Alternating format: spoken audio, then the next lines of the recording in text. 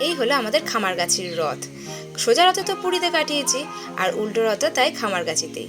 রথ থেকে ভগবানকে ভালো করে দেখা যাচ্ছে না, তাই জন্য আমি মাসির বাড়ি থেকে এই ভিডিওটা আগে করে এনেছিলাম।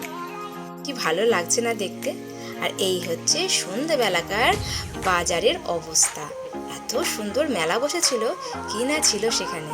থালা থালা জিলাপি, বড় বড় পাঁপড়। যে পাঁপড় আমরা বাড়িতে অনায়াসেই বানাতে পারি, ভেজে খেতে পারি, কিন্তু রথের মেলার পাঁপড়ের স্বাদই আলাদা হয়।